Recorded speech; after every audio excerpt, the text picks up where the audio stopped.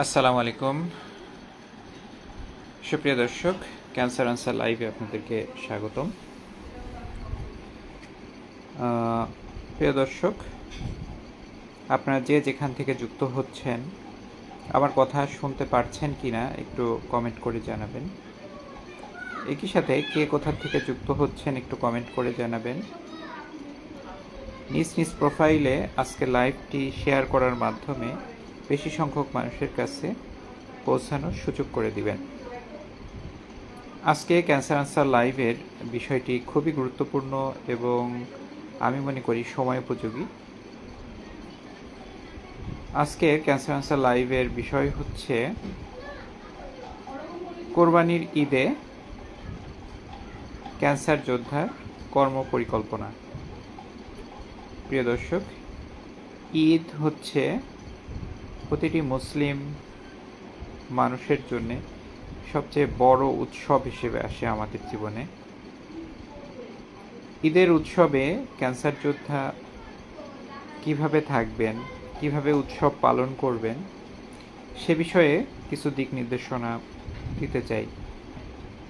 প্রিয় দর্শক, আপনাদের স্পেসিফিক কোনো প্রশ্ন যদি থাকে, আপনাদের জানার ইচ্ছা থাকে, তাহলে অবশ্যই আমাকে আজকের লাইভে কমেন্ট করে জানাবেন।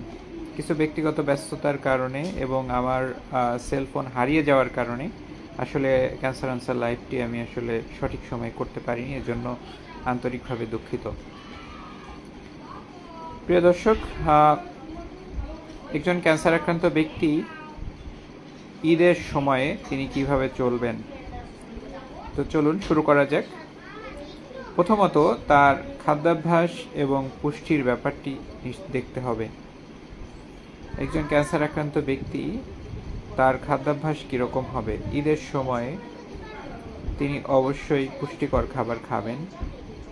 ঈদের যে কোরবানির মাংস সেটি তিনি খেতে পারবেন, কিন্তু অতিরিক্ত ঝাল মশলা, অতিরিক্ত চর্বিযুক্ত বা লাল মাংস এগুলো পরিহার করতে হবে। তার খাবার ক্ষেত্রে যে কোনো খাবার, কোরবানির মাংস হোক বা মুরগি হোক, গরু, খাসি, যেটাই হোক, তেল চর্বি বাদ দিয়ে নরম মাংসগুলো বা ভালো করে রান্না করে সিদ্ধ করে যেই মাংসটি হয় সেই মাংসটি কম পরিমাণে তেল চর্বি মশলা দিয়ে তার জন্য আলাদাভাবে প্রস্তুত করা যেতে পারে। এই খাবারগুলো তার জন্য আসলে পুষ্টিকর হতে হবে। এরপরে শাকসবজি, আরও ভেজিটেবলস, ফল, এই খাবারগুলো তিনি খেতে পারবেন। এছাড়াও তিনি দুধ, ডিম, মাছ এবং অন্যান্য খাবারগুলো খেতে পারবেন। প্রিয় দর্শক, এরপরে তাকে স্বাস্থ্যবিধি মেনে চলাটা আসলে কোরবানির ঈদে আসলে একটু কঠিন কাজ, এটা অবশ্যই মানতে হবে। একজন ক্যান্সার আক্রান্ত ব্যক্তি, তার জন্য স্বাস্থ্যবিধি মানাটা একটি চ্যালেঞ্জ। আমাদেরকে, পরিবারের মানুষদেরকে সেই পরিবেশটি তার জন্য তৈরি করে দিতে হবে। তিনি যাতে একটি সুন্দর পরিবেশ পান, ঈদের ভিড়ে তার গুরুত্ব যাতে হারিয়ে না যায়, ঈদের ভিড়ে তার যত্ন যাতে কমে না যায়। ঈদে কোরবানির গরুর বা রক্ত, তারপরে এই দুর্গন্ধগুলো তার খাওয়ার রুচিটা আরও বেশি কমিয়ে দিতে পারে। অনেক মানুষ যখন আসবে তখন গাদাগাদি যাচ্ছে। আচ্ছা, একটু মনে হয় নেটওয়ার্কে একটু ডিস্টার্ব হচ্ছে। তার জন্য আলাদা যেই ব্যবস্থাপনা, সেদিকে অবশ্যই নজর দিতে হবে।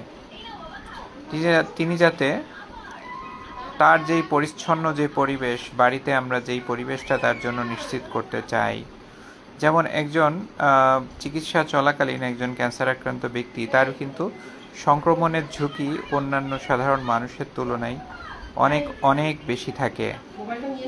তো সেক্ষেত্রে তার ক্ষেত্রে যেটি করণীয়, তার জন্য আলাদা রুম এবং তার বিছানাটা আলাদা, যেখানে তাকে অন্য কেউ যাতে সে বিছানায় ব্যবহার না করে, বা জীবাণুমুক্ত পরিবেশে তার জন্য আলাদা প্লেট, গ্লাস এগুলো যাতে ব্যবহার করা হয়। ভিড়, জনসমাগম, এই জায়গাগুলো তাকে যাতে এর মধ্যে যাতে পড়তে না হয়, অন্যান্য মানুষের ভিড়ে তার গুরুত্বটি যাতে হারিয়ে না যায়, তার সঠিক ব্যবস্থাপনাগুলো যাতে নিশ্চিত করা যায়, এটা মানতে হবে। ঔষধের ক্ষেত্রে তিনি নিয়মিত যে ওষুধগুলো খান, যদি গ্রামে যেয়ে থাকেন বা এমন এলাকায় যেয়ে থাকেন যেখানে আপনার জন্য প্রয়োজনীয় ওষুধগুলো পাওয়া যাবে না, তবে সেটা আপনি আগের থেকেই সংগ্রহ করে রাখবেন। এরপরে যদি কোনো সমস্যা তৈরি হয়, যেমন যদি কাশি বা শ্বাসকষ্ট, অতিরিক্ত রক্তক্ষরণ, বমি হতে পারে, জ্বর হতে পারে, ডায়রিয়া হতে পারে, এগুলো হচ্ছে ক্যান্সার রোগীর জন্য অ্যালার্মিং সাইন। এইগুলো যদি হয় তাহলে অবশ্যই আপনি সেই ব্যবস্থাটা মাথায় রেখেই কিন্তু সেখানে আপনাকে যেতে হবে। আপনি গ্রামে এমন একটি প্রত্যন্ত অঞ্চলে গেলেন যেখানে আপনার যানবাহন নেই, যেখানে আপনাকে ভ্যানে বা রিকশায় বা পায়ে হেঁটে আপনাকে যেতে হবে, যেখান থেকে হসপিটাল অনেক বেশি দূরে, আপনি সেই অঞ্চলে আপনি গেলেন, আর সেখানে যেয়ে যাতে আপনাকে সমস্যায় পড়তে না হয়, সেজন্য স্থানীয়ভাবে কোনো হসপিটাল ব্যবস্থাপনা আছে কি না, আপনি যে চিকিৎসকের আন্ডারে চিকিৎসাধীন আছেন তার সাথে পরামর্শ করা বা যোগাযোগের ব্যাপার সুযোগ আছে কি না, এই ব্যাপারগুলো মাথায় রেখেই আপনাকে সেখানে যেতে হবে। একটা জিনিস মনে রাখতে হবে যে বিশ্রাম এবং মানসিক সাপোর্টটি একজন ক্যান্সার আক্রান্ত ব্যক্তির জন্য একটি বড় চ্যালেঞ্জ। ঈদের উৎসবের ভিড়ে, আমেজের ভিড়ে বিশ্রাম এবং মানসিক সাপোর্টটি একজন ক্যান্সার আক্রান্ত ব্যক্তির জন্য খুব বড় একটি কিন্তু চ্যালেঞ্জ। আপনি ঈদগাহে নামাজ পড়তে যেতে চাইলে অবশ্যই যেতে পারবেন। ঈদগাহ যদি দূরে হয় তাহলে পায়ে না হেঁটে আপনি অবশ্যই একটি যানবাহনে আপনি যাবেন। অবশ্যই মুখে মাস্ক ব্যবহার করবেন। এরপরে আপনি ঈদের নামাজের পরে কোলাকুলির ক্ষেত্রে সাবধানতা অবলম্বন করতে হবে। কোলাকুলি করার আপনার জন্য জরুরি না। আপনি কারোর সাথে হ্যান্ডশেক করতে গেলে অবশ্যই আপনাকে হ্যান্ডশেক করা এবং কোলাকুলি করা আপনার জন্য জরুরি না। এক্ষেত্রে কিন্তু আপনার সংক্রমণের ঝুঁকি বেড়ে যেতে পারে। এরপরে আপনি যখন ঈদের নামাজ পড়ে আসবেন, আপনি কোরবানির পশু কাটা হয়, কোরবানির পশুর যেই রক্ত, যেই পরিবেশ, সেই পরিবেশে আপনি না গেলেই ভালো হয়। আপনি আপনার রুমে থাকবেন, আপনি পর্যাপ্ত বিশ্রামে ছায়াযুক্ত স্থানে থাকবেন, আপনি পর্যাপ্ত পানি পান করবেন, ঠিক আছে? আপনার দৈনন্দিন জীবনের যে নিয়মকানুন ব্যবস্থাপনা, সেটা যাতে কোনো রকম ব্যত্যয় বা অনিয়ম যাতে না ঘটে। পরিবারের লোকজন, ছোট বাচ্চা কাচ্চা, তারা অনেক দূরের থেকে অনেক দিন পরে তারা আসে। তারা যদি দাদা দাদি, নানা নানি ক্যান্সার আক্রান্ত যিনি রয়েছেন তার কাছে আসতে চায়, তার কাছে এসে তার সাথে গল্প করবে, তাকে সময় দিবে, তার খোঁজখবর নিবে, তার অভিজ্ঞতার কথা শুনবে, ঠিক আছে? বা বাচ্চা কাচ্চা তার সামনে খেলাধুলা করবে, এটাতে কোনো অসুবিধা নেই। বরং একজন ক্যান্সার আক্রান্ত ব্যক্তি তিনি যদি দীর্ঘদিন পরে তার সন্তানদের, তার নাতি নাতনিদের, তার আপনজনদের তিনি যদি দেখেন এবং তাকে যদি দেখার উদ্দেশ্যেই আপনারা যদি তার কাছে যান, তাকে সালাম দেন, তার খোঁজখবর নেন, মানসিকভাবে সে কিন্তু আরও বেশি বলিষ্ঠ হতে পারে। এই কাজটি আপনারা করবেন। আপনার এলাকার যিনি ক্যান্সার যোদ্ধা রয়েছেন, আপনার আত্মীয় যিনি ক্যান্সার যোদ্ধা রয়েছেন, তাকে আপনি তার খোঁজখবর নিতে পারেন, তার কাছে যেয়ে তার সাথে গল্প করতে পারেন। অবশ্যই খেয়াল রাখবেন যে তিনি আসলে কোনটা পছন্দ করছেন, জোর করে তার কোনো কিছু করা যাবে না। মানসিকভাবে সে যাতে একটি সাপোর্ট পায় বা তার গুরুত্বটা যাতে কোনোভাবে না কমে যায়, এই ব্যাপারটি আপনাদেরকে অবশ্যই মাথায় রাখতে হবে। মোট কথা, ঈদের আনন্দ আসলে আমাদের সবারই ভাগাভাগি করে নিতে হবে। একজন ক্যান্সার যোদ্ধা তার খাদ্যাভ্যাস এবং পুষ্টি, স্বাস্থ্যবিধি ও সংক্রমণের ব্যাপারগুলো এবং তার নিয়মিত যে রুটিন, তার যে বিশ্রাম, তার যে ঔষধপত্র, যে খাওয়ার যে ব্যাপারগুলো, এই সমস্ত বিষয়গুলো ব্যত্যয় না করে তিনি বাড়িতে ঈদের আনন্দ উদযাপন করতে পারবেন সকলের সাথে। তবে আপনাদেরকে তার জন্য আলাদা ব্যবস্থাপনা, আলাদা পরিবেশ তার জন্য অবশ্যই তৈরি করে দিতে হবে। তিনি যাতে অন্য সাধারণ মানুষের মাঝে মিশে ভিড়ে জনসমাগমে যেয়ে তিনি যাতে অধিক পরিশ্রম করে যাতে অসুস্থ না হয়ে যান। অনেক সময় দেখা যায় যে অতিরিক্ত গরমের কারণে অনেক সময় ডিহাইড্রেশন হয়ে যায়। ডিহাইড্রেশন একজন ক্যান্সার রোগীর জন্য সবচেয়ে বড় চ্যালেঞ্জ। তো সেই ডিহাইড্রেশন যাতে না হয় সেজন্য তাকে পর্যাপ্ত পানি একটি বোতল তার কাছে অবশ্যই রেখে দিবেন, ঠিক আছে? এবং তিনি নিয়মিত পানি পান করছেন কিনা সে বিষয়টি অবশ্যই নিশ্চিত করবেন। এরপরে আপনারা যেই কেউ জানতে চেয়েছেন খাবার দাবারের বিষয়ে, আমি অবশ্যই এই বিষয়টি আমি পরিষ্কার করেছি যে খাবার দাবারের ক্ষেত্রে আপনারা সব ধরনের খাবারই খেতে পারবেন। অতিরিক্ত স্পাইসি, ঝাল, অতিরিক্ত তেল, চর্বি জাতীয় খাবার এবং রেড মিট ছাড়া আপনি গরুর মাংস খেতে পারবেন, কিন্তু গরুর মাংসের ভিতরে কিন্তু সব মাংসই কিন্তু রেড মিট না। সেক্ষেত্রে আপনি সামনের পায়ের মাংস বা পিঠের মাংস এগুলো কিন্তু খেতে পারেন, কিন্তু পিছনের পায়ের মাংসটা রেড মিট হয় এবং অনেক সময় চর্বিগুলো হয়ে থাকে। তো এইগুলো একজন ক্যান্সার রোগীর জন্য ক্ষতিকর হতে পারে। প্রিয় দর্শক, আপনারা অনেকে প্রশ্ন করেছেন, আমি একটু আপনাদের প্রশ্নের দিকে নজর দিচ্ছি। ফারুক সালাম দিয়েছেন, ওয়ালাইকুম আসসালাম। রিমন ভাই সালাম দিয়েছেন মিরপুর থেকে, ওয়ালাইকুম আসসালাম। সাদ্দাম হুসাইন সালাম দিয়েছেন, ওয়ালাইকুম আসসালাম। তোমাকে ঈদ মোবারক।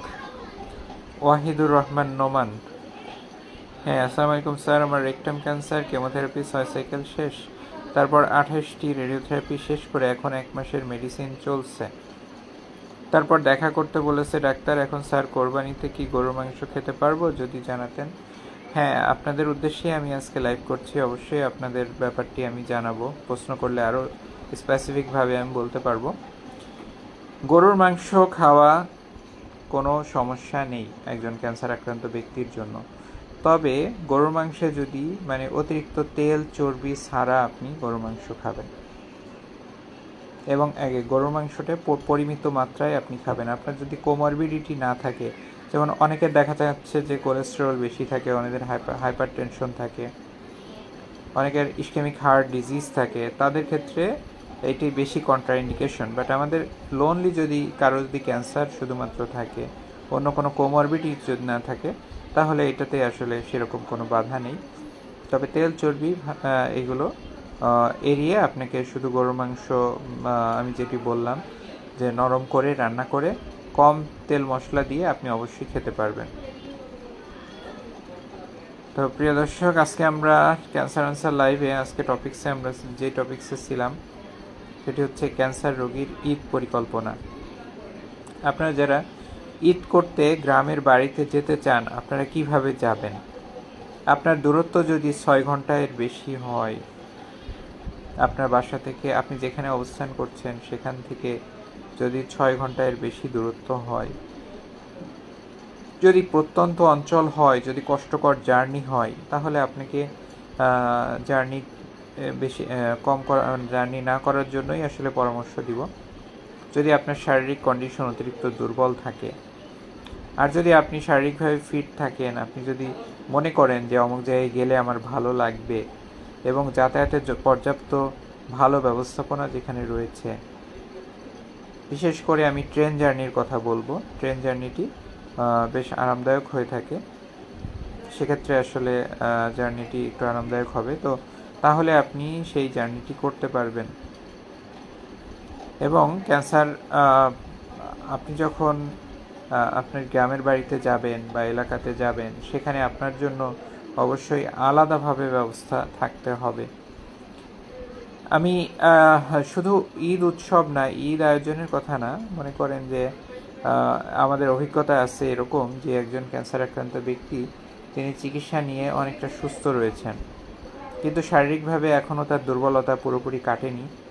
এমত অবস্থায় তিনি গ্রামের বাড়িতে গিয়েছেন, গ্রামের বাড়িতে দীর্ঘ পথ পাড়ি দিয়ে গিয়েছেন, সেখানে তাকে ভ্যান বা রিকশায় তিনি দীর্ঘ পথ অতিক্রম করেছেন। তারপরে দেখা গেছে যে তার রোগটা অনেক বেশি বেড়ে গেছে, তার ইমার্জেন্সি সিচুয়েশন তৈরি হয়েছে, যেমন মনে করেন রক্তক্ষরণ তৈরি হয়েছে, বমি বা পাতলা পায়খানা, ডায়রিয়া। তো এবং তাকে দেখা যাচ্ছে যে আলটিমেটলি সে এটাতেই অনেক খারাপ হয়ে গেছে। তো এই জন্য এইরকম যাতে অতিরিক্ত স্ট্রেসফুল কন্ডিশন, অতিরিক্ত চরম অবস্থায় যাতে আপনাদেরকে পড়তে না হয়, সেজন্য আপনি নিজেই আগের থেকে সেই পরিকল্পনাগুলো নেবেন। নাজমুল হুদা নাজু, আসসালামু আলাইকুম স্যার, কেমন আছেন আপনি? ওয়ালাইকুম আসসালাম, আছি আলহামদুলিল্লাহ ভালো। আপনি কেমন আছেন? ওয়াহিদুর রহমান নোমান, হ্যাঁ আমাদের জন্য অসংখ্য ধন্যবাদ স্যার। কোরবানির আগে আপনার লাইভটি অসংখ্য উপকার হবে ক্যান্সার রোগীদের জন্য। হ্যাঁ ধন্যবাদ ভাইয়া, আপনার যদি উপকার হয় তাহলেই আমার লাইভটি সার্থক। প্রিয় দর্শক, আমরা আজকে ক্যান্সার আনসার লাইভে কোরবানির ঈদের প্রস্তুতি নিয়ে আমরা বলতেছিলাম। বাড়িতে অনেক রকম আত্মীয় স্বজন আসবে, বাইরের মানুষজন আসবে, আপনাদেরকে অবশ্যই এটি একটি চ্যালেঞ্জ রাখতে হবে, মাথায় রাখতে হবে যে আপনি কিছু মাস্ক নিয়ে রাখবেন। আপনি কিন্তু মাস্ক কিছু নিয়ে রাখবেন এবং সেই মাস্কটি আপনি অবশ্যই ব্যবহার করবেন। এবং কোলাকুলি এবং হ্যান্ডশেক এই দুইটা জিনিস কিন্তু অ্যাভয়েড করতে হবে আপনাকে, এটা মাথায় রাখতে হবে, কোলাকুলি এবং হ্যান্ডশেক। আর একটা হচ্ছে, আপনি যতই সুস্থ থাকুন, আপনি কোরবানির গরুর চামড়া ছাড়ানো, কোরবানির কাঁচা মাংস নিয়ে কাজ, এই কাজগুলো আপনি করবেন না। অনেকগুলো রোগ রয়েছে যেগুলো কাঁচা মাংস থেকে হয়ে থাকে। জুওনোটিক ডিজিজ যেগুলো বলা হয়, ইনফেকশন, জুওনোটিক ডিজিজ যেগুলো পশু পাখির কাঁচা মাংস থেকে আমাদের শরীরে আসতে পারে। যেহেতু আপনার শরীরে রোগ প্রতিরোধ ক্ষমতা কম, আপনি অবশ্যই কাঁচা মাংসের কোনো কাজ করতে যাবেন না। অতিরিক্ত পরিশ্রমের কোনো কাজই আপনি করতে যাবেন না। আপনি একটু মানে সংক্রমণ প্রতিরোধী অবস্থায় আপনাকে যেতে হবে। আপনার মাস্ক থাকবে, আপনার হ্যান্ড স্যানিটাইজার থাকবে, হ্যাঁ, আপনি পর্যাপ্ত বিশ্রামে থাকবেন, আপনি পর্যাপ্ত পানি খাবেন, আপনি একটু লেবুর শরবত খেতে পারেন, আপনি বেশি করে স্যালাইন খাবেন, ডাবের পানি খাবেন, আপনি কলা খাবেন, ঠিক আছে, এরকম শাকসবজি খাবেন, আপনি স্বাস্থ্যসম্মতভাবে জীবনযাপন করবেন। আপনার যদি ডায়াবেটিস থাকে, আপনি অবশ্যই ডায়াবেটিসটা যাতে নিয়ন্ত্রণে থাকে। ডায়াবেটিসের ক্ষেত্রে আমরা জানি, নিয়ন্ত্রণের ক্ষেত্রে খাবার এবং ঔষধ দুইটাই গুরুত্বপূর্ণ। আপনার খাবার সময়, খাবার পরিমাণ এবং ওষুধ খাওয়ার সময়, ওষুধ খাওয়ার পরিমাণ সব কিছু কিন্তু নির্দিষ্ট থাকে একজন ডায়াবেটিক আক্রান্ত রোগীর ক্ষেত্রে।